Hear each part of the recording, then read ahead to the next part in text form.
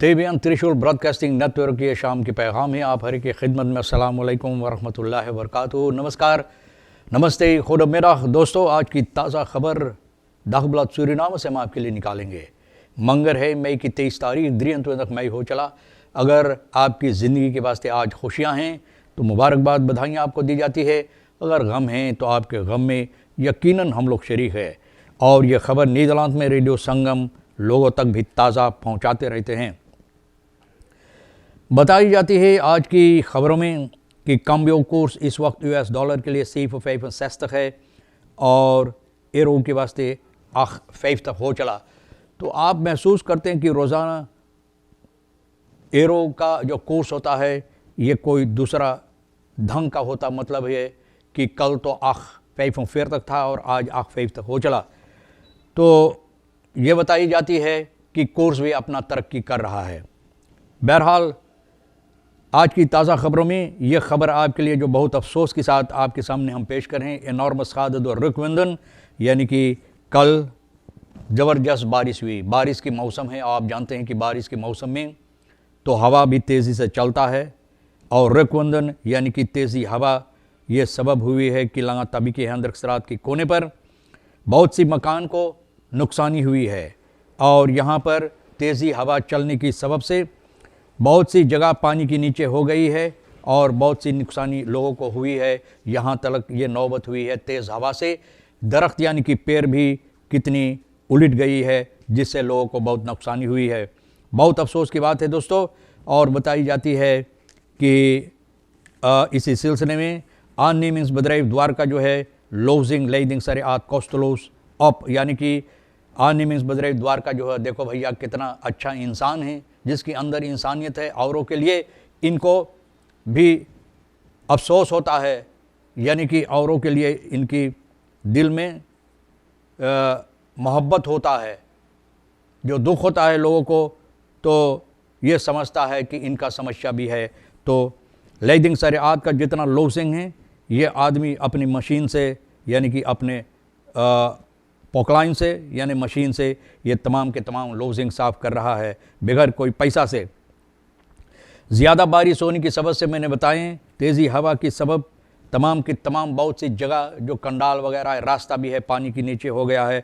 बहुत सी ऐसी कच्ची सड़क जो होता है तो बहुत सी लोगों के लिए मुसीबत होता है आने और जाने के लिए। और भैया द्वारका देखो अपना मशीन लेकर जब ये समस्या हुई, बहुत सी पानी होगी लोगों के घर में, लोगों की ज़मीन पर, तो ये भाई अपना मशीन लेकर लेदिंग सरियात का जो लोजिंगन है ये बिल्कुल मुफ्त में यानी कि बगैर कोई पैसा से और बगैर कोई इंस्क्राइबिंग से ये आदमी इसको साफ़ कर रहा है। तो भैया द्वारका को बहुत से हम जनता की तरफ से, वहाँ के लोगों की तरफ से ख़ास तौर पे धन्यवाद कहते हैं कि ऐसे ऐसे लोग अभी हमारे देश में हैं जिन लोगों को औरों को मुसीबत का हल करने की अफसोस होता है, यानी कि अफसोस नहीं होता लेकिन फ़िक्र होता है।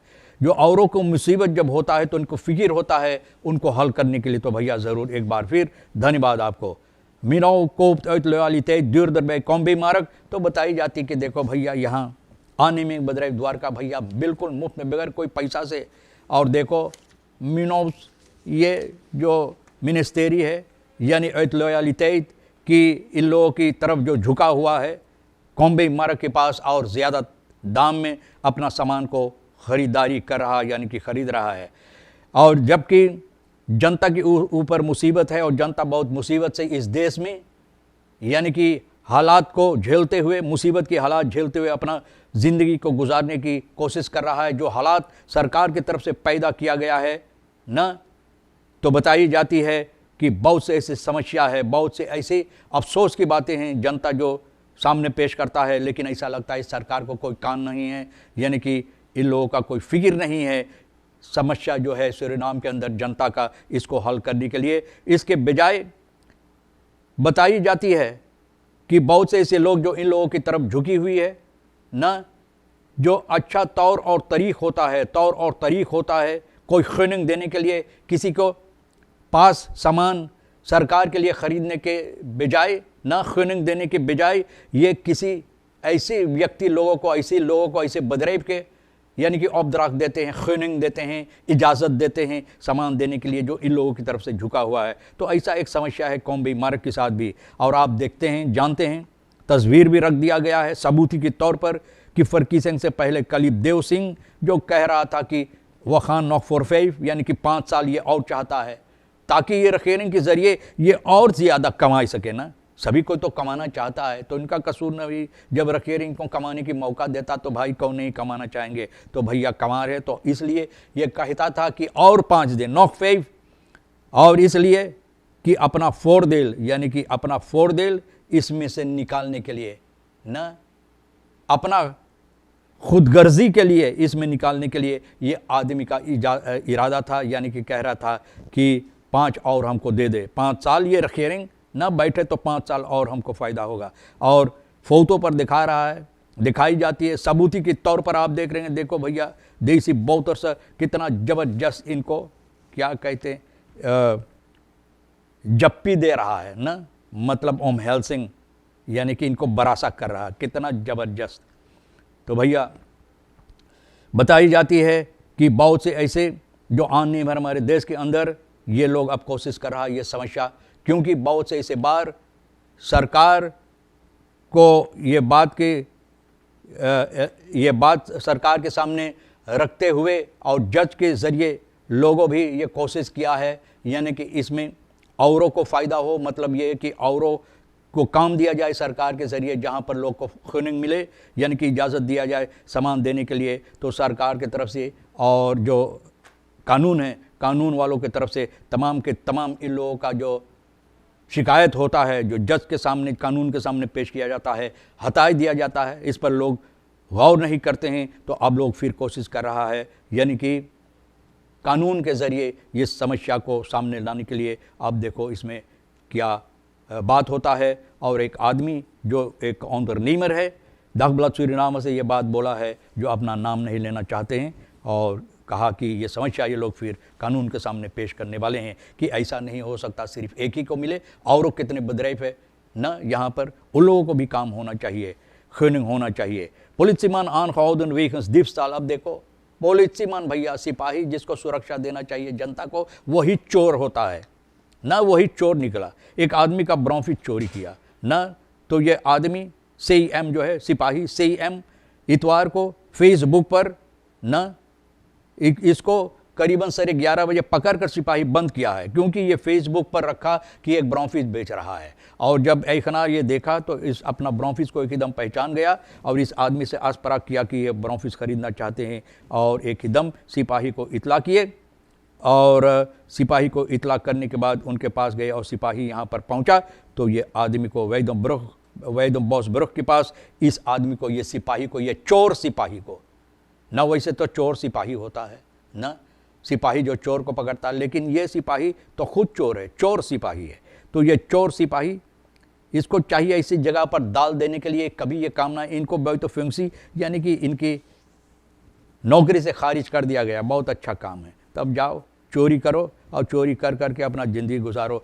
देखो कितना दिन इनको जेल मिलता है ना, तो बहुत अफसोस की बात है। रेख्तरखात बोफन HOM geen 12 maar 13 jaar voor doodslag। बहुत अच्छा किया, बहुत अच्छा किया। एक आदमी न जिसको जज ने 12 साल की सज़ा की मांग किए हैं, तो रेख्तर खाद बोफन HOM ओपनबार मिनिस्टेरी मांग किया था, और रेख्तर जज जो है तो जज 12 साल के बजाय 13 साल की मांग किया है इस आदमी के लिए।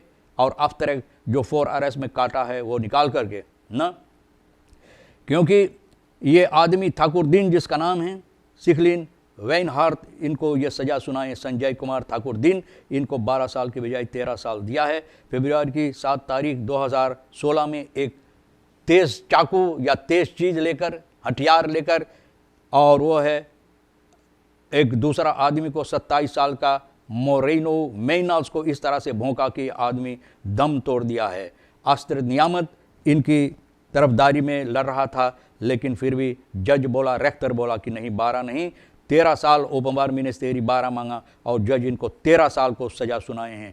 बहुत अच्छा है। अब देखो क्योंकि ये फैसला लिया है जज कि आदमी जो हरकत किया है तो यूं ही नहीं किया, जिस तरह से इनको मौत के घाट उतारा है तो ये साबूती हो रहा है कि आदमी जानबूझकर ये काम किया है। इसलिए आगे चलकर यह भी बात बताई जाती, Danny Kumpai veroordeeld tot 10 jaar zonder aftrek, Cynthia Falstein Danny Kumpai को 10 साल की सजा सुनाए। मांग इसका था 25 साल की, क्योंकि ये आदमी न गॉर्डन पे मुगाबे एफ ये दोनों को सजा मिल चुका है एक ऐसी समस्या में जहां पर ये आदमी एक लड़की, एक नौजवान लड़की जो आर्टिस्ट थी सूरीनाम के अंदर मशहूर, इनके मौत के घाट उतारा, इनके घर में घुसकर लूटा सोना चांदी और ऊपर से इनको बलात्कार किया है। और बलात्कार करने के बाद जब ये पकड़ा गया तो ये जेल तोड़कर भाग गया और 13 साल के बाद फिर इनको पकड़ा गया है गुजरे हुए साल में। अब ये आदमी को पकड़कर बंद कर दिया गया है और जज 25 साल की मांग किए थे और बहुत से बातें मद्देनज़र रखते हुए तो इनको 10 साल की जोंदर आफ्तरेक